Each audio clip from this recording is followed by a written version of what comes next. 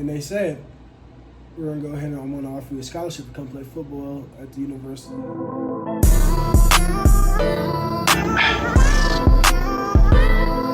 me out though, nigga. You ain't gonna feel me, nigga. Don't respect this shit, though. Let's get with y'all. Appreciate y'all for tuning in.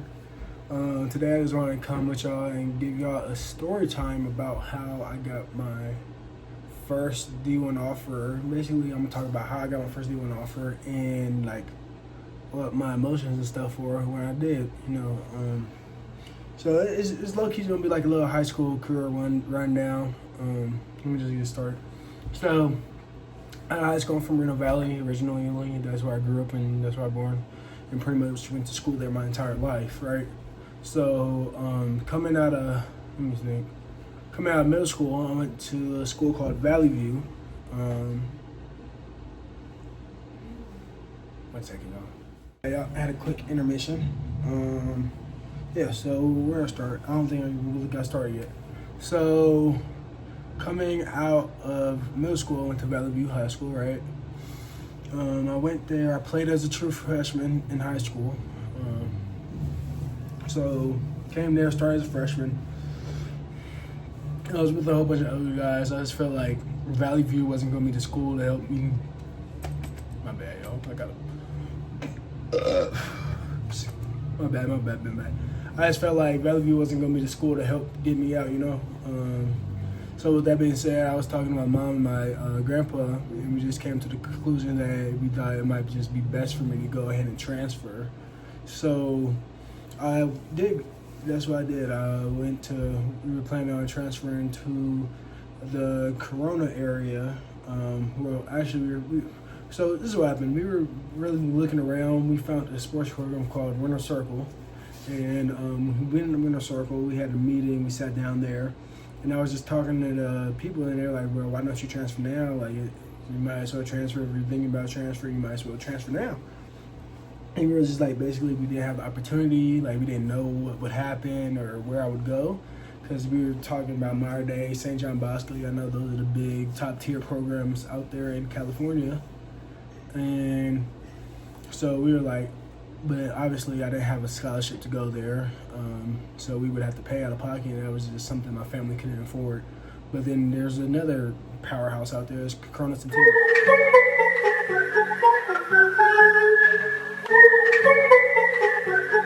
So Jordan Campbell actually put us in contact with Centennial. Then I went over there, sat down, had a meeting with them, and it went good.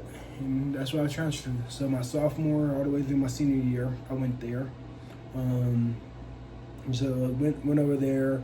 I played a couple JV games. I played some varsity games, right? Obviously, this is a higher tier program, so I wasn't up to par yet. So I'm working on my coach, Coach Jackson. Y'all seen him in my other video. So I'm working with him. He's just trying to get me better, having me get better. Then this is when the COVID league started. So y'all know when COVID came, that was that was mainly like my junior year, right? COVID hit. My sophomore year, junior year, COVID hit. I'm like, damn, I'm going into college, and I'm just like, not into college, into my schooling. I'm like, I don't have no offers. I'm at this powerhouse, SoCal. We got a lot of people coming out from SoCal. We got all these people getting scholarships and stuff. I'm just like, damn, am I not good enough? Like, I don't know what I need to be doing to be good enough. And I'm just like, shit. Okay, I gotta work harder. So I started signing up for camps and stuff. I joined the COVID league. I was playing with PTP.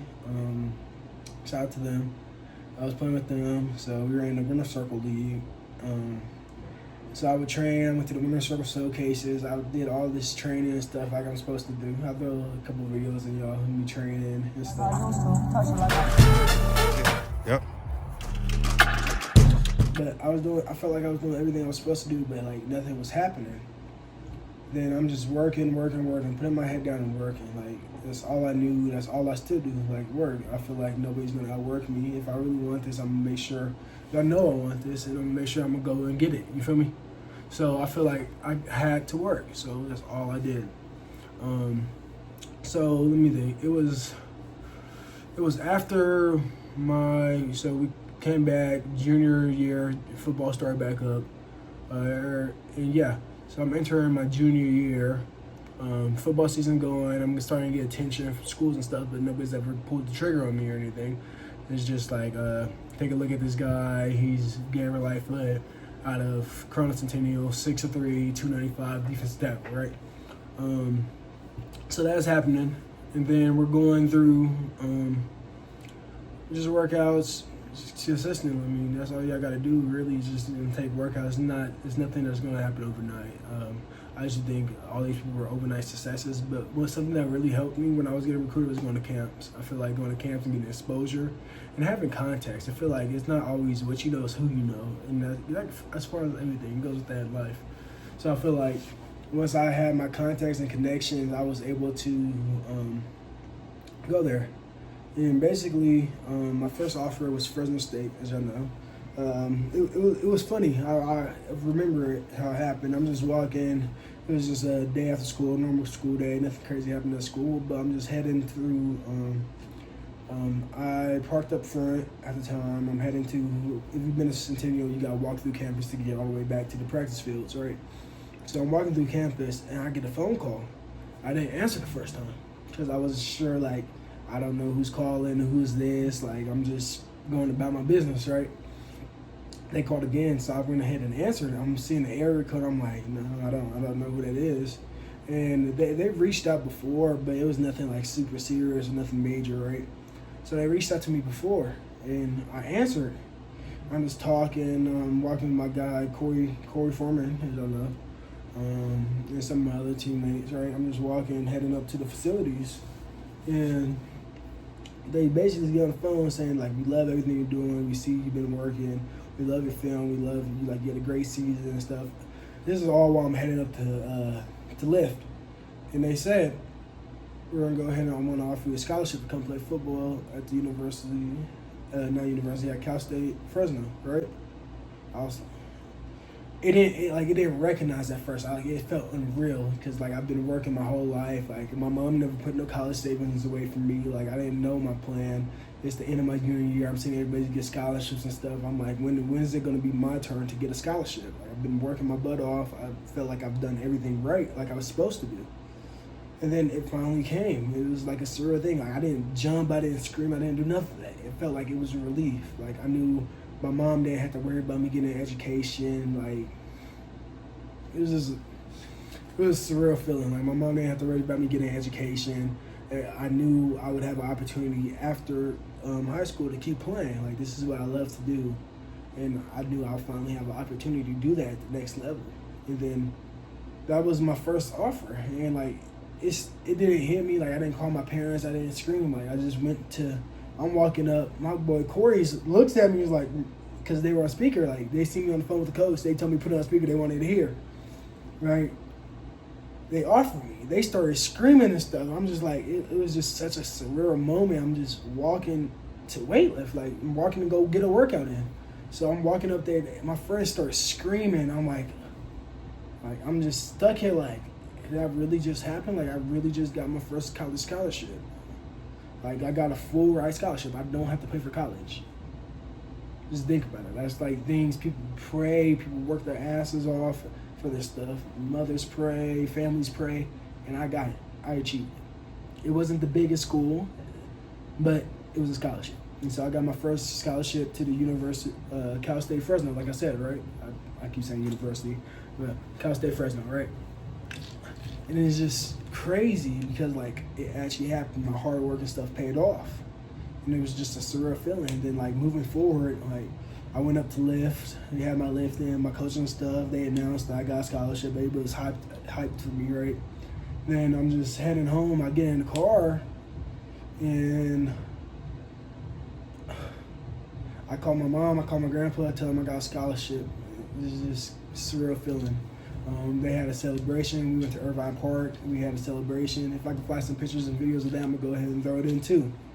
But their family celebrated me. They celebrated my first scholarship. My grandpa, the funny thing, he gave me $1 at my celebration. He said, I want to be the first to help give you for scholarship money. He was like, I want to be the first one to give you scholarship money. So he gave me $1, and unfortunately I don't know what $1 is. Sorry, Pop.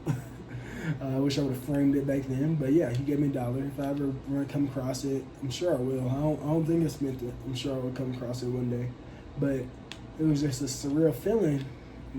Family celebrated, everybody's proud of me. Then after that, I felt like the offers started rolling. Like I didn't have the crazy offers. I didn't have the Georgias.